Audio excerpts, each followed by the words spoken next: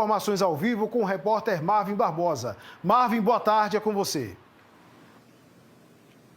Oi, Moab, muito boa tarde a você, boa tarde a todo mundo que está assistindo ao Jornal da Tribuna, primeira edição. Família e advogados querem que esse caso seja tratado como homicídio doloso, que é quando o sujeito que está envolvido, ele assume o risco e tem a intenção de matar. E para a gente acompanhar essa linha de raciocínio, precisa voltar um pouco ao dia 17, quando esse crime aconteceu, E com o auxílio dessas imagens que foram registradas no dia, a gente pode ver que a Mary da Silva estava saindo da rua Baltazar Pereira, quando ela foi atingida em cheio por um carro de luxo. Esse carro era dirigido por um homem de 26 anos que, depois de cometer esse acidente, depois de se envolver nesse acidente, ele fugiu do local sem prestar socorro. Mas por que, Marvin, que os advogados estão levando em consideração essa linha de raciocínio, essa linha de investigação, por exemplo? Porque algumas informações começaram a chegar desse homem de 26 anos, que, inclusive, ele já teria se envolvido em outros acidentes. E eu vou conversar agora com o advogado da família, o Flávio Santana, que pode trazer informações para a gente a respeito desse caso. Doutor, muito obrigado por falar com a nossa equipe de reportagem. Quer dizer que depois desse caso houve uma grande comoção, a gente sabe disso, Até porque a dona Mary estava voltando de uma sessão de fotos com a neta da formatura do ABC e ela foi atingida ali em cheio e morreu. Infelizmente, ela morreu. Aí, depois de toda essa divulgação, as pessoas começaram a reconhecer esse homem. E o que a gente recebeu de informação até agora, doutor, sobre ele?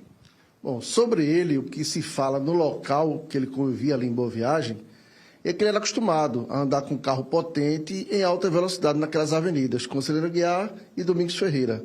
E isso são fatos, tem testemunhos já com a polícia. Evidentemente, a gente não está divulgando porque isso fica a cargo da polícia, mas tem depoimentos dizendo que ele é contumaz nesse tipo de prática. E por que homicídio doloso e não culposo?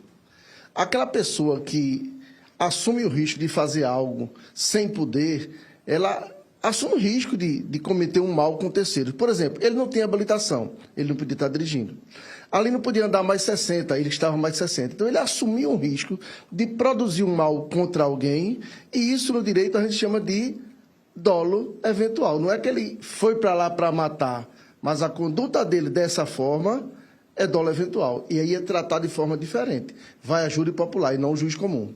Já foi, de fato, confirmado que ele não tinha habilitação? A pessoa que estava do lado dele tinha habilitação? Como é que está essa questão? A informação que a gente tem é que ele não tinha habilitação e o irmão dele, que estava no carro com ele, tinha habilitação. Vou fazer o seguinte, Moab. Você lembra que eu conversei, inclusive, com o Michel Lima, lá no IML, ele estava muito emocionado, e ele falou o seguinte, como é que esse homem ele foi ouvido e liberado.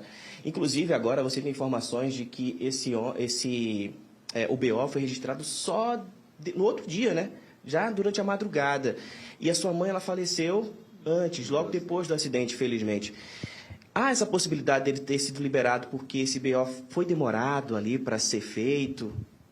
Então, eu não sei informar o motivo, que houve essa falha, talvez, na comunicação da polícia, porque o momento que você vê que o BO foi fechado ali, à 1 da manhã, minha mãe já tinha falecido, inclusive no complemento do BO consta isso, que ela faleceu às 9 horas da noite, entendeu?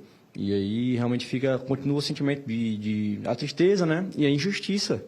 Como é que a pessoa entra e sai pela porta da frente desse jeito aí? E a família quer, de fato, que ele venha responder por homicídio doloso? Com certeza, doloso e tentativa de mais 3.